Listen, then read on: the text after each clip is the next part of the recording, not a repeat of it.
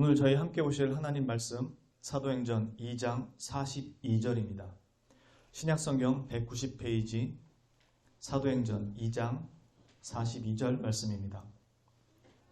신약성경 190페이지입니다. 사도행전 2장 42절 말씀입니다.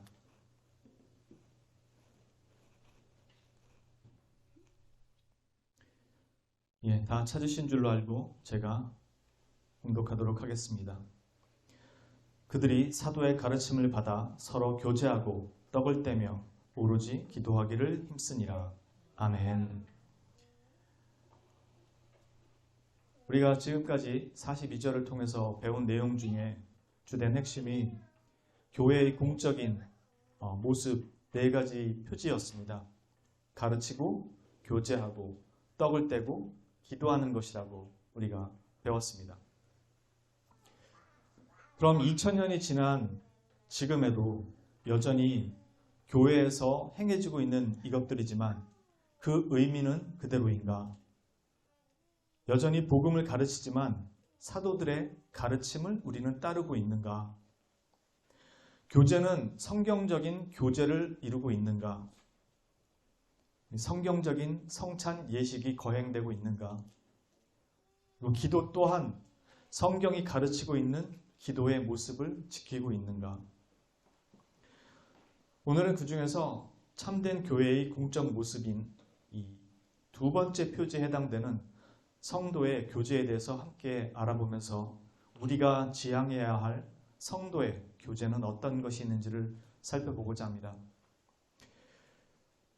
우리가 흔히 성도의 교제라고 할 때 이 교제라는 단어는 헬라어로 코이노니아라고 합니다. 한 번쯤은 들어보셨을 단어입니다. 이 코이노니아라는 단어는 친교, 교제, 사귐, 참여, 나눔 이런 등등의 의미를 가지고 있습니다. 이 코이노니아와 관련된 성경 말씀이 너무도 많아서 대표적인 성경 구절 몇 개만 먼저 간단히 살펴보고 말씀을 전하도록 하겠습니다. 이 단어 코이노니아라는 단어가 어떤 단어들과 관련되어 있는지 이 말씀을 들으시면서 한번 보세요. 고린도전서 1장 19절입니다. 너희를 불러 그의 아들 예수 그리스도 우리 주로 더불어 교제하게 하시는 하나님은 미쁘시도다. 고린도전서 10장 16절입니다. 우리가 축복하는 바 축복의 자는 그리스도의 피에 참여함이 아니며 우리가 떼는 떡은 그리스도의 몸에 참여함이 아니냐. 빌립보서 3장 10절입니다. 내가 그리스도와 그 부활의 권능과 그 고난에 참여함을 알고자 하여 그의 죽으심을 본받아. 고린도 후서 13장 13절입니다. 주 예수 그리스도의 은혜와 하나님의 사랑과 성령의 교통하심이 너희 무리와 함께 있을지어다. 요한 1서 1장 3절입니다. 우리가 보고 들은 바를 너희에게도 전함은 너희로 우리와 사귐이 있게 하려 함이니 우리의 사귐은 아버지와 그 아들 예수 그리스도와 함께 함이라. 지금 여기서 본 것처럼 교제, 참여, 사귐이라는 이 코이노니아라는 단어가 어떤 단어들과 함께 등장하고 있었는지 보셨나요? 여러분 생각에 여기서 말하는 코이노니아, 즉 교제라는 의미가 어떻게 느껴지시나요? 함께 식사하며 삶을 나누는 것이 그 핵심으로 느껴지시나요? 저는 함께 식사하며 삶을 나누는 이 교제는 절대적으로 필요하다고 생각합니다. 그리고 성경도 절대적으로 필요하다고 그렇게 가르친다고 확신합니다. 그러나 그게 코이노니아의 핵심은 아니라고 감히 단언할 수 있습니다. 지금 위에서 말하고 있는 성도의 교제의 핵심에는 언제나 그리스도 그리고 그분과의 교제가 우선하고 있습니다. 왜냐하면 성도의 교제는 나와 그리스도의 교제가 우선되어야만 가능하기 때문입니다. 내가 그리스도와의 교통이 먼저 이루어져야 비로소 그분을 머리로 하는 다른 몸된 각 지체들과의 교통이 이루어지기 때문입니다. 우리의 교제는 육적 교제만 있는 것이 아닙니다. 우리는 그리스도를 머리로 하는 교회이며 몸이며 각 지체이기에 결코 그리스도를 빼고 우리의 친교를 말할 수가 없습니다. 여기에는 영적, 육적 모든 교제가 포함되기 때문입니다. 그리고 영적 교제는 그저 마음을 나누는 것이 아니라 시와 찬송과 신령한 노래로 서로 화답하는 교제가 포함됩니다. 골로새서 3장 16절에 그리스도의 말씀이 너희 속에 풍성히 거하여 모든 지혜로 피차 가르치며 권면하고 시와 찬송과 신령한 노래를 부르며 감사하는 마음으로 하나님을 찬양하고, 이것이 교회가 지향하는 중요한 공적 모습 중에 성도의 교제라고 하는 부분입니다. 그러다 보니 그리스도와 자신과의 관계가 바로 서지 못해 이것을 누리지 못하는 사람에게는 성경이 말씀하는 성도의 교제가 재미도 없고 따분하고 지겹게만 느껴질 수밖에 없습니다. 자신과는 전혀 무관한 이야기만 하고 있는 것 같고 맨 모임은 신앙 이야기만 하는 것 같아서 할 이야기가 없기 때문에 지겨울 수밖에 없습니다. 이 사람들에게는 신앙은 삶과 먼 동떨어진 이야기로 들려줄 수밖에 없기 때문입니다. 수십 년 전에 미국의 한 작은 교회에서 엄청난 성장을 보인 일이 있었습니다. 그는 이 성장을 이룬 그 목회자는 복음 전도에 열망이 큰 사람이었습니다. 그는 나름의 큰 비전을 품고 사역을 시작했습니다. 그는 한때 교회를 다녔던 사람들이 지금은 왜 교회를 떠났는가에 대해 조사하기 시작했고, 교회가 너무 따분했기 때문이라는 것이 그 첫 번째 이유라는 것을 알았습니다. 그리고 두 번째 이유가 사람들이 교회가 자신들의 삶과 동떨어져 있기 때문이라고 생각한다는 것을 알았습니다. 그래서 그는 교회의 체제나 환경과 분위기를 새롭게 바꿔보기로 마음먹고 믿지 않는 자들도 교회에 쉽게 접근할 수 있도록 예배의 형태도 바꾸고 기존의 예배당의 모습도 바꾸고 콘서트 홀과 같은 느낌에 나게 그렇게 바꿔서 교회에 오는 사람들이 좀 더 편안하게 느끼도록 했습니다. 흔히 말하는 구도자를 위한 예배로 바꾼 것입니다. 그리고 설교 강단도 없애버렸습니다. 이 교회는 20세기 후반 미국에서 가장 급성장한 교회가 되었고 엄청난 인원이 예배당으로 모여들었습니다. 이후로 전 세계의 거의 모든 교회들이 이 교회를 벤치마킹하기 시작했습니다. 한국 교회도 당연히 벤치마킹한 것은 두말할 것도 없고요. 그리고 대부분 그런 방식으로 바뀌었습니다. 한 가지 재미있는 사실은 이 교회 사람들은 자신들을 교회의 회중이라고 인식하기보다는 청중이라고 생각한다는 점이고, 자신들이 교회를 찾는 주된 이유는 다른 사람들과의 교제 때문이라고 말한다는 점입니다. 물론 이 교제는 성경이 말하는 그런 성도의 교통이 아닙니다. 교회는 교제를 위해 오는 것이 아니라 예배를 위해 오는 것이고, 구도자를 위한 예배가 아니라 하나님을 예배하기 위해 모이는 것입니다. 이미 설정부터 잘못된 것입니다. 우리가 예배의 자리에서 은혜를 받는 것은 맞지만 은혜 받기 위해 예배의 자리로 오는 것이 아닙니다. 오직 한 분 삼위일체 하나님께 영광을 돌리고 그분만을 찬양하고 예배하기 위해 모이는 것이며, 하나님은 그 예배의 자리에서 우리에게 은혜를 베푸시는 것입니다. 예배는 우리가 마땅히 드려야 하는 바이지 은혜를 받기 위한 조건으로 드리는 것이 아닙니다. 성도의 교제는 이 예배의 연속선상에 있는 또 한 부분이기도 합니다. 그것은 교제가 교회의 머리 되시는 그리스도와 함께 이루어지는 것이기 때문에 그렇습니다. 하나님을 향한 사랑이 또한 성도들에게도 서로 동일하게 나타나도록 하시는 부분이기 때문에 그렇기도 합니다. 요한복음 13장 34절에서 35절 말씀에 새 계명을 너희에게 주노니 서로 사랑하라. 내가 너희를 사랑한 것 같이 너희도 서로 사랑하라. 너희가 서로 사랑하면 이로써 모든 사람이 너희가 내 제자인 줄 알리라.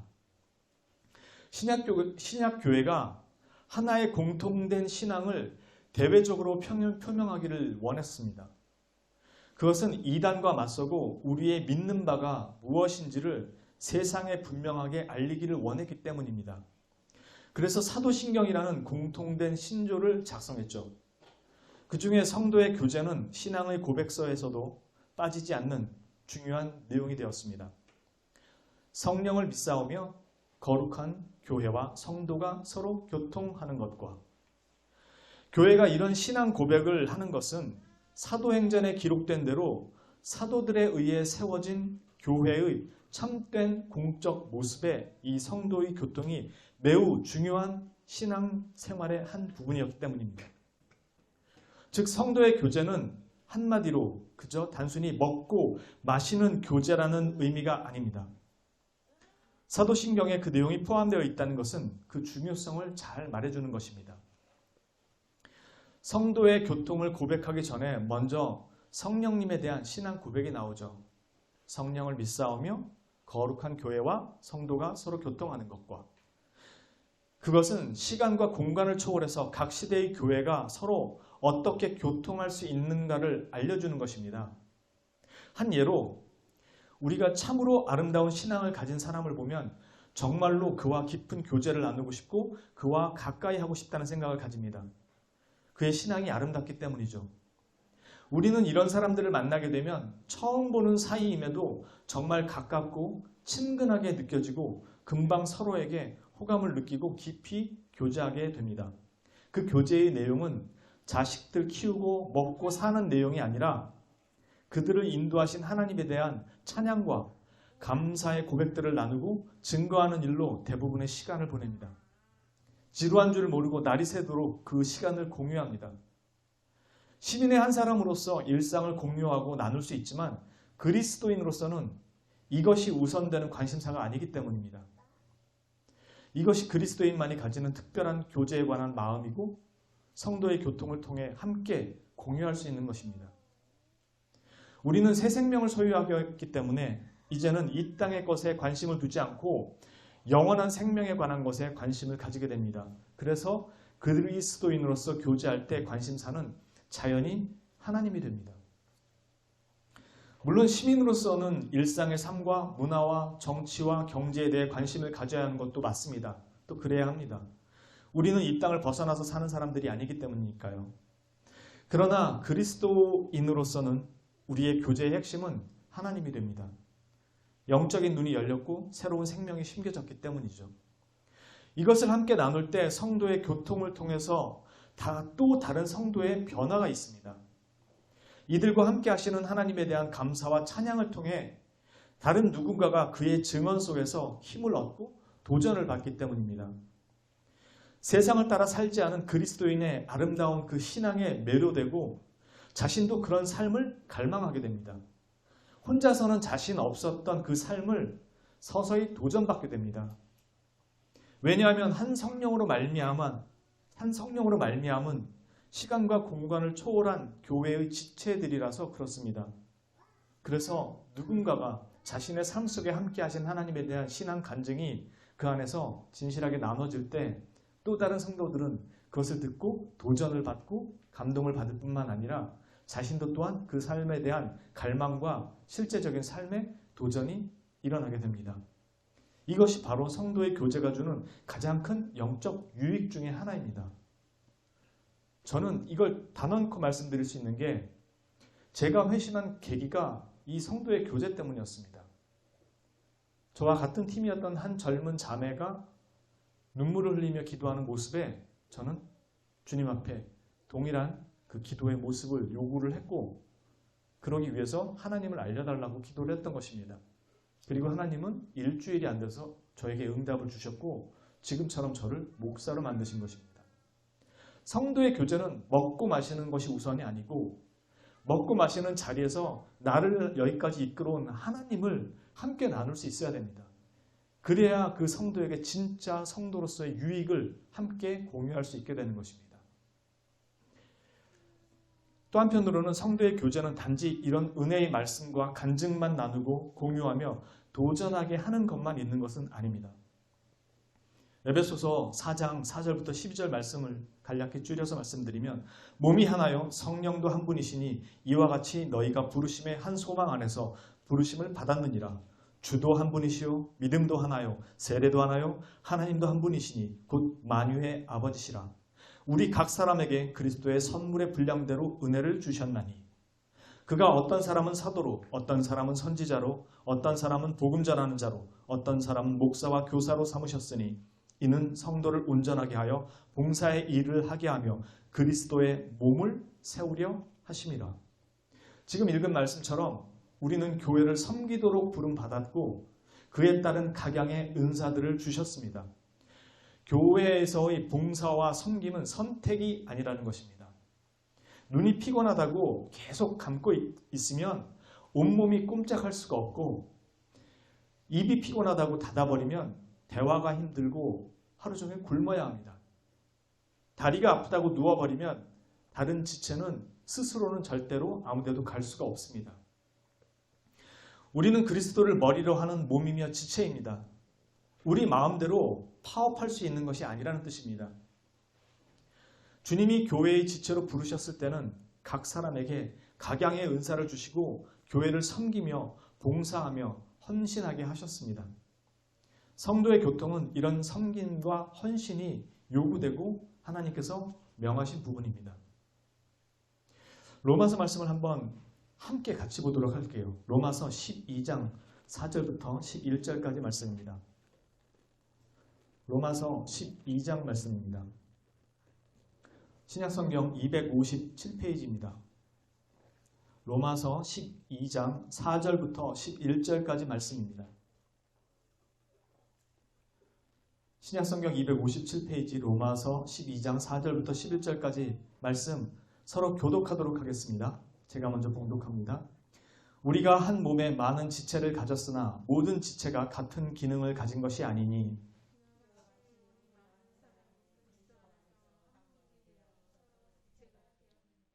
우리에게 주신 은혜대로 받은 은사가 각각 다르니 혹 예언이면 믿음의 분수대로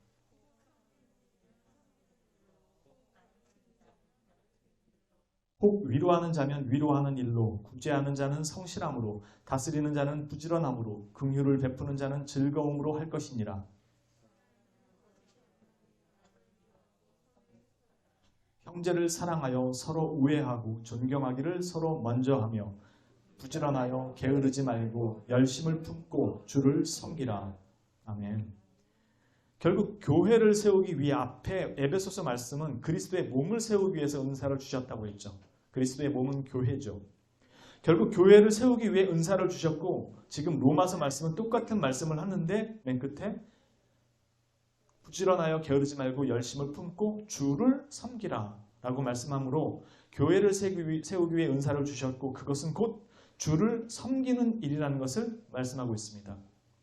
그리고 이 일은 선택이 아니며 각 지체에게 은사를 주신 이유가 교회, 즉 주님을 위한 소명임을 말씀합니다.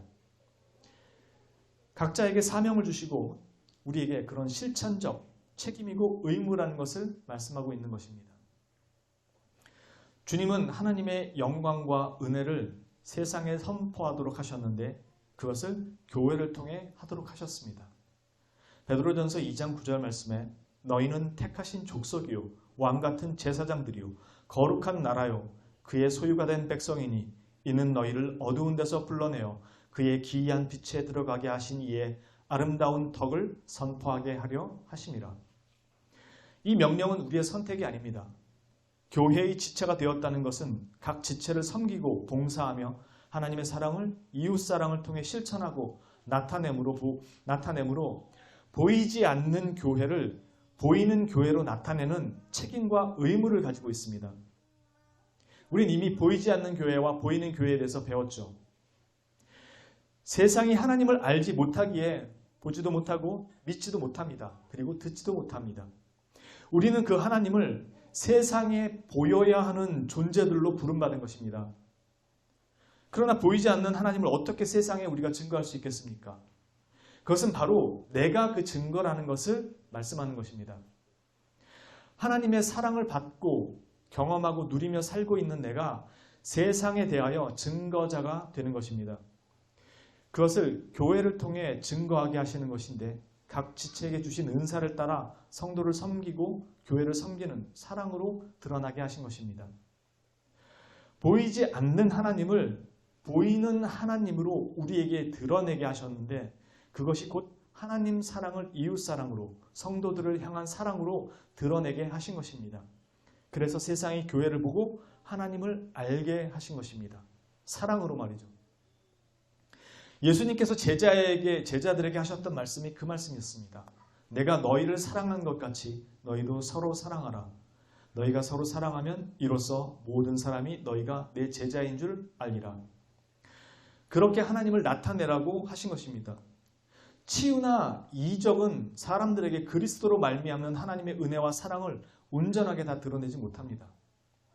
그러나 사랑은 하나님이 어떠한 분이신가를 가장 잘 보여주는 것입니다. 그것을 보이라는 것입니다. 사람들은 하나님을 증거하는 것에 기적과 이적에 더 집중하려고 합니다. 초자연적 현상에 집중하려고 하는 것입니다. 그러니 우리가 그렇게도 많이 배운 내용, 하나님이 자신을 드러내신 가장 명확한 방법은 십자가 위에 그리스도를 통해서라고 했던 이것이 우리 귀에 눈에 잘 안 들어오는 것입니다.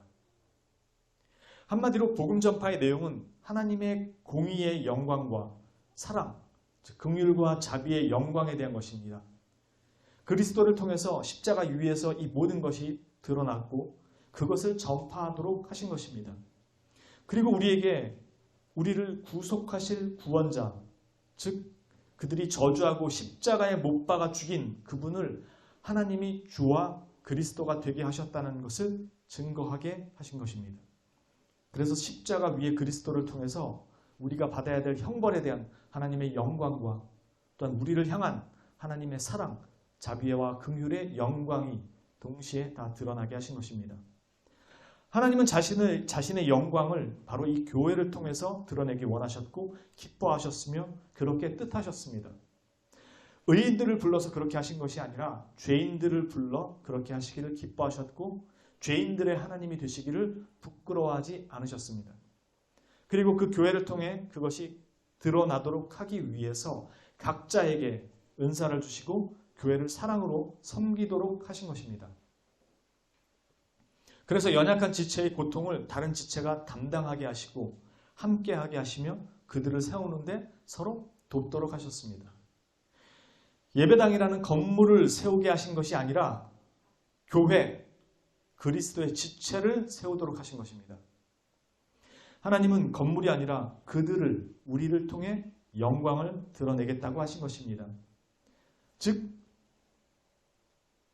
아주 끔찍한 죄인들을 불러서 거룩한 하나님의 백성으로 만드시는 그것을 통해서 하나님이 영광을 받으시겠다는 것입니다. 그리고 그 일들을 교회의 덕을 위하여 그리고 덕이 되도록 지체들을 섬기며 사랑으로 행사하도록 하신 것입니다.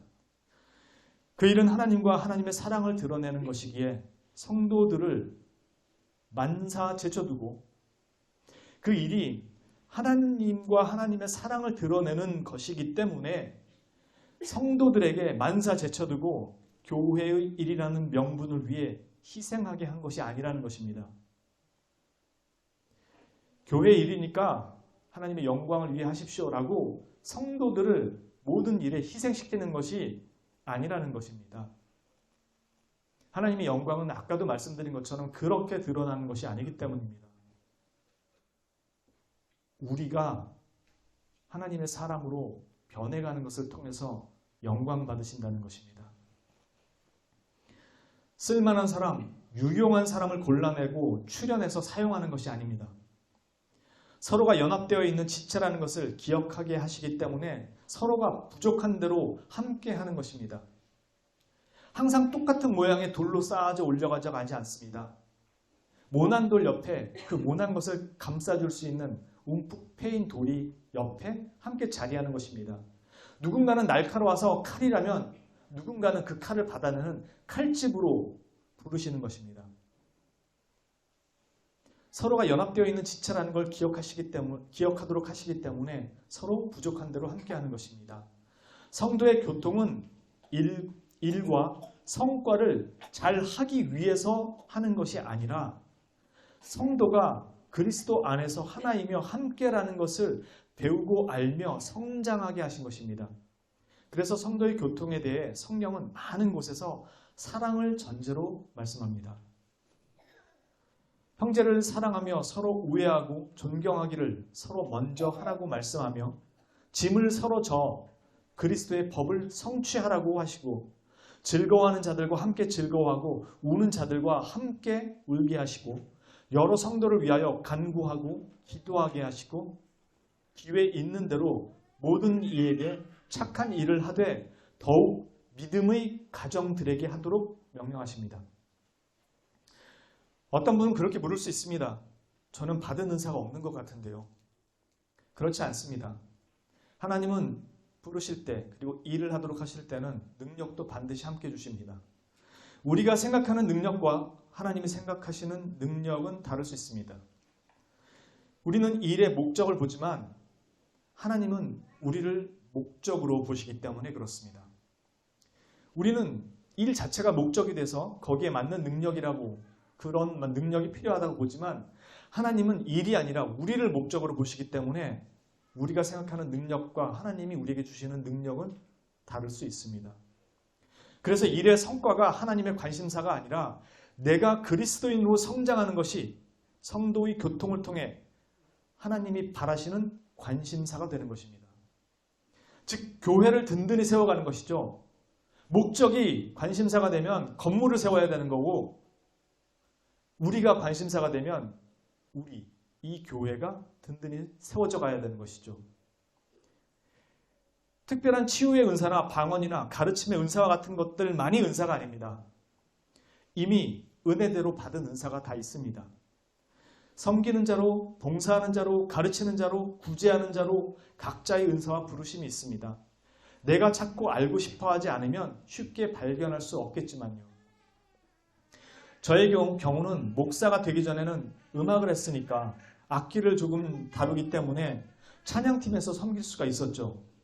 어떤 분들은 음식을 잘해서 식당 봉사를 할 수도 있고요. 어떤 분들은 근면하고 부지런해서 새벽 예배 차량 봉사를 하실 수도 있을 것입니다. 어떤 은사가 대단하다고 생각한다면 그건 잘못된 생각입니다. 은사는 한 성령님께서 자신의 뜻대로 원하는 자에게 주시는 것이기 때문에 치유의 은사가 있다 해서 그것이 대단한 것이 아니고 모두에게 주신 은사가 다 같습니다. 왜냐하면 그 은사를 주시는 분이 성령님이기 때문에 그렇습니다. 그 사람의 신앙의 어떤 능력이나 자격이나 수준에 의해서 그 은사가 주어지는 것이 아닙니다.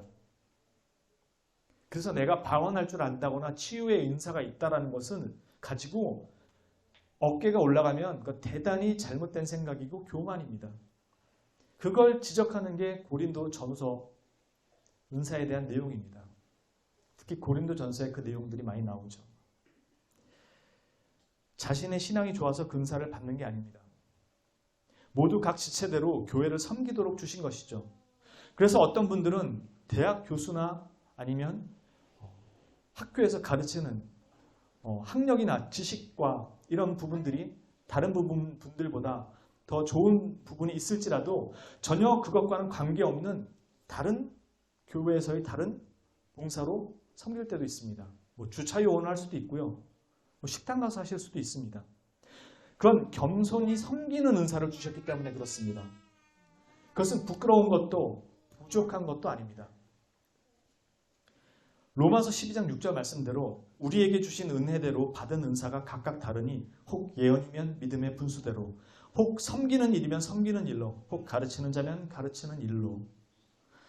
대학 교수라고 교회에서 무조건 가르치는 일로 섬기는 것이 아닙니다. 교회를 섬기도록 하신 부르심과 은사는 교회를 위해 각자에게 주시고 또 맡게 주시고 섬기고 봉사하게 하십니다. 여러분들 스스로가 나에게 주신 재능들이나 은사가 무엇이 있을까 생각해 보면 교회를 위해서 할 수 있는 것이 많이 있다는 것을 알게 됩니다. 단지 내가 거기에 대해서 관심이 없으니까 하고 싶은 마음이 안 생기는 거죠. 그러나 그건 선택의 문제가 아닙니다. 성경은 분명하게 내가 너를 이 교회에 보내고 함께 하게 하고 이 교회에서 어떠한 일들을 맡아서 함께 하기를 원한다. 왜냐하면 함께 지어져가는 벽돌이고 함께 그렇게 교통하면서 거기서 성장하기를 바라기 때문이란다가 하나님의 말씀입니다. 즉 네가 그 일을 하면 교회가 커질 거야. 이 교회가 크게 부흥할 거야가 목적이 아니고 나는 네가 거기 들어가서 그것을 함께하며 그곳에서 네가 성장하기를 원하노라. 그래서 그 성장을 통해서 교회가 성장하는 거지 외적인 다른 부분이 성장해서 교회가 성장하는 것이 아니라는 것입니다. 왜냐하면 교회를 통해서 하나님의 사랑과 은혜가 드러나고 그것을 통해서 사람들이 하나님이 어떠한 분인가를 볼 수 있게 되고 들어오게 되도록 하신 것이기 때문에 그렇습니다. 성도의 교통에 반드시 우선하는 것은 가장 먼저 나와 하나님의 관계가 바로 서야 합니다. 그래야 성도의 교통도 바로 설 수 있습니다. 우리는 오직 그리스도를 통해 사랑하는 자들이기 때문에 그렇습니다. 인간적 사랑이 아니라 그리스도 안에서 연합한 자들이 누리는 사랑을 행하는 자들이기 때문에 그렇습니다. 그리고 우리를 통해 하나님의 영광을 드러나게 하신 것입니다.